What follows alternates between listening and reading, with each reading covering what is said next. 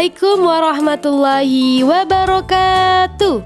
Hai anak-anak hebat kelas 3, bagaimana kabar kalian?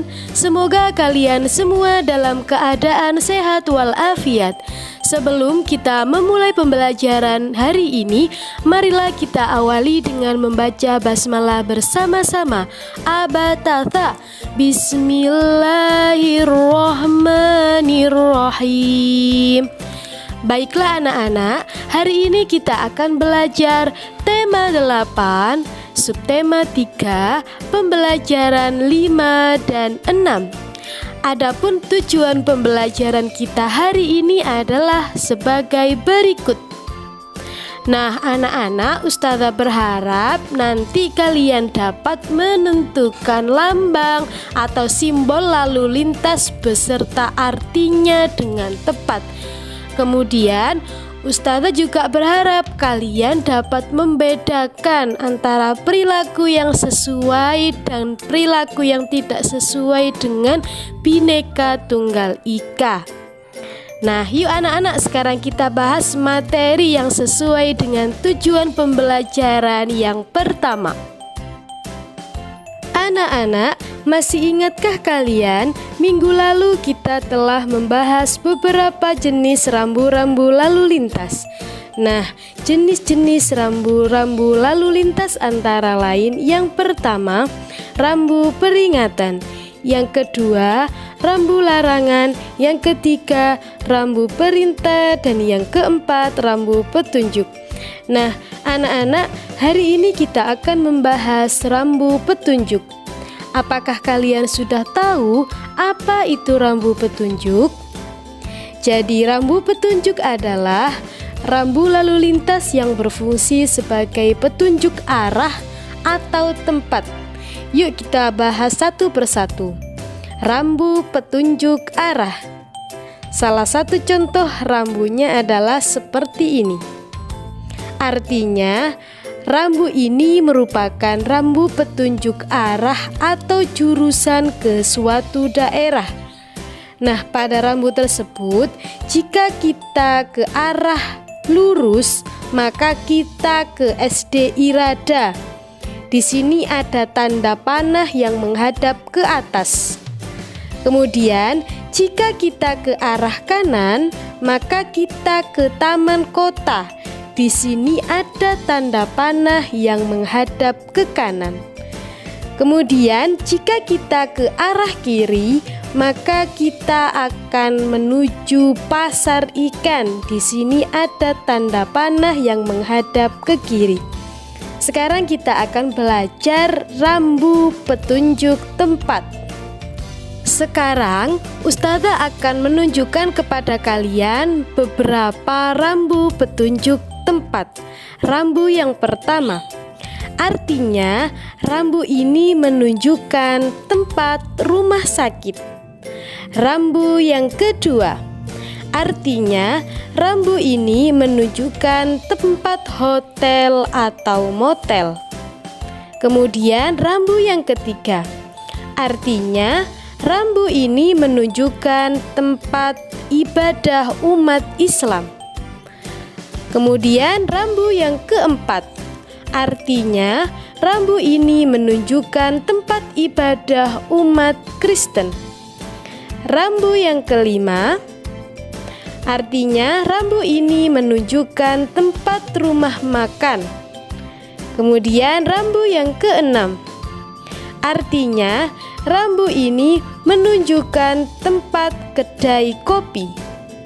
Rambu yang ketujuh, artinya rambu ini menunjukkan tempat museum.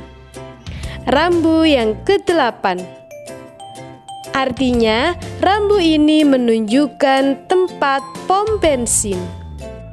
Rambu yang kesembilan, artinya rambu ini menunjukkan tempat gedung olahraga. Rambu yang ke-10, artinya rambu ini menunjukkan tempat stadion. Nah, anak-anak, itu adalah beberapa bentuk rambu petunjuk yang terdiri dari petunjuk arah dan petunjuk tempat. Sekarang kita akan membahas tujuan pembelajaran yang kedua. Bhinneka Tunggal Ika merupakan semboyan negara Indonesia. Bhinneka Tunggal Ika dapat diartikan berbeda-beda tetapi tetap satu jua. Semboyan Bhinneka Tunggal Ika memiliki makna sebagai alat pemersatu bangsa Indonesia, di mana Indonesia memiliki beragam budaya, suku, agama, ras, bahasa, kepercayaan, adat istiadat, dan sebagainya. Meskipun bangsa Indonesia beragam, namun kita sebagai masyarakat Indonesia harus tetap berusaha untuk menjaga keutuhan negara Indonesia kita. Salah satunya adalah dengan menumbuhkan sikap saling menghargai antar sesama.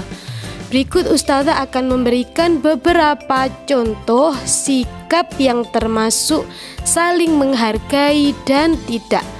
Contoh yang pertama, di sini ada sekumpulan anak yang sedang belajar bersama-sama tanpa membeda-bedakan. Ayo anak-anak, ini termasuk sikap saling menghargai atau tidak?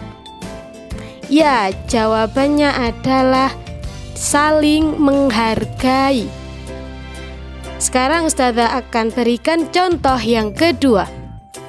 Di sini ada seorang anak yang sholat dengan khusyuk.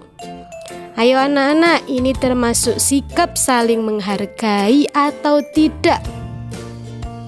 Ya, tepat sekali, ini tidak termasuk sikap saling menghargai karena di sini tidak ada interaksi dengan sesama. Sekarang Ustazah akan berikan contoh yang ketiga. Di sini ada sekumpulan anak yang sedang bermain bersama-sama. Nah, anak-anak, ini termasuk sikap saling menghargai atau tidak?